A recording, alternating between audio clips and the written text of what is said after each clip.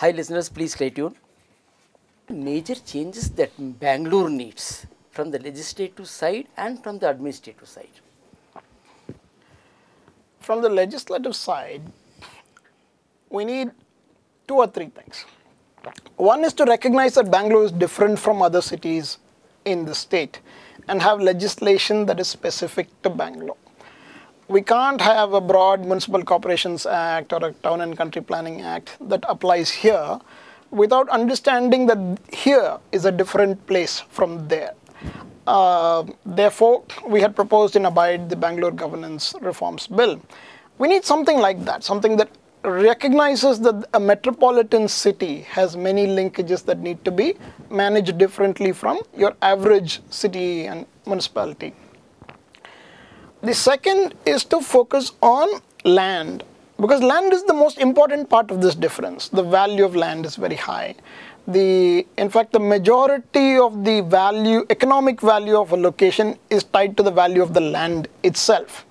So this is why, for example, you can still rent at a reasonable price, but to buy the same property will cost you an arm and a leg. In many countries in the world, your EMI on a 30-year mortgage and your rent against that property will roughly be the same, maybe 10%, 15% different. Here, the EMI on your property will be 3.5 times the cost of renting that property. So this is a basic problem. Or if you take simple demographic issues, I say this in a lot of places, 1,000 people come to the city every day. If you assume that 20% of them need housing support from the government, that means 200 people need houses from the government every day. At 5 people per family, that's 40 houses a day. 17,000 houses per year is what you have to build for the poor, but you don't even have a program that can build 1,000 a year. So fundamentally, you need reform that recognizes the scale of the problem and prepares an answer to address the scale. What we do by and large is we recognize the problem and prepare an answer, but we don't recognize the scale of the problem. Right? It's like a school system. We'll say, oh, anybody can go to a government school. And you'll say, for example, there are 1,000 seats available at the primary school level. In secondary school, there'll be only 600 seats available. By implication, 400 children have to drop out. It's one thing to say you are admissible to the school, but if there's no place to admit you in practice, it doesn't work. So you must understand the scale and the nature of the problem and tailor the legislation to that. And that's what I mean by saying Bangalore is not like the rest of Karnataka. It needs its own legislation. This is focus number one. Second is people's participation in urban areas lags people's participation in rural areas. The 73rd Amendment, which created the panchayat system and the way people's participation happens through Gram Sabhas and all that, it's worked reasonably well. It has its challenges, but it's worked reasonably well. In the city, you don't have anything like that. In rural areas, you have one elected representative for every 1,500 people. In a city like Bangalore, you have one elected representative for every 45,000 people. And in fact, the decision to create BBMP, one of the things that happened when we created BBMP is that representation became worse. In Bommanhalli Corporation, there were 35 corporators for 1 million people. In Bommanhalli zone of BBMP, there are only 11 corporators for those same number of people. So essentially what we did, when we converted one municipal council like that into part of a municipal corporation, we eliminated 2/3 of the representatives. And also another 30-40 villages used to have various village representatives. They also got eliminated in this process. So we need to bring back a more granular representation. Ideally, we should remember what Gandhiji said. Everybody should be elected from the bottom upwards. You should elect your local leader. Local leaders should sit together to elect the representative at the district level. They should elect the state level people, and the state level people should elect the national parliamentarians.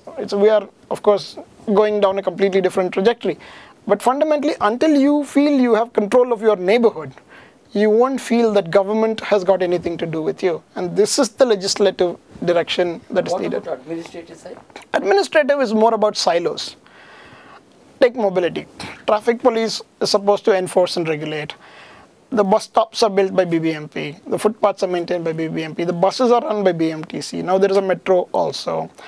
Sewage lines will be laid by BWSSB. Usually they're very good at digging and laying the line, but not actually covering up the place.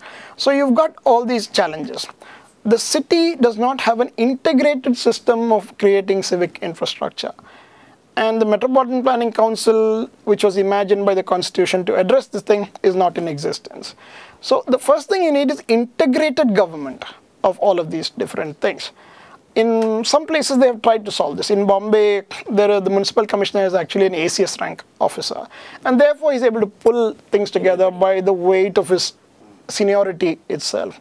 We don't have that. We need to come up with a way of saying, make BBMP, BWSSB, BESCOM, BMTC and all these agencies work together in a way that citizens can recognize is producing good outcomes.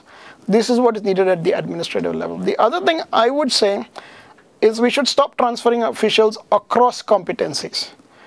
Even if the law does not require it, we should broadly say a person who is in service delivery, whether it is healthcare or education, should remain throughout his career in service delivery. A person who is in economic services should remain in some kind of economic service. It's doable without any change in the law, actually.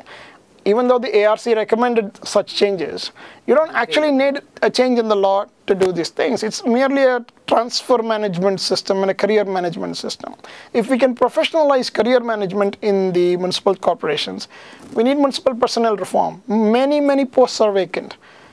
And the distribution of money is highly skewed. 55–60% of the budget of the municipality is going into infrastructure. That leaves very little for healthcare, and then there's interest payments and all of that. So it leaves very little for healthcare and education and jobs. The things that people really care about all over the world are jobs, education, and healthcare.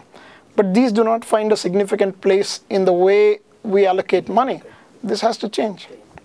Dr. Ashwin, you were a key member of ABIDE, Agenda for Bangalore Infrastructure Development Task Force. ABIDE has submitted a well-researched report to the government called Bangalore 2020, but it is gathering dust. I don't know if there's a question there, but I assume you're asking me to say why I think it's gathering dust. Yes.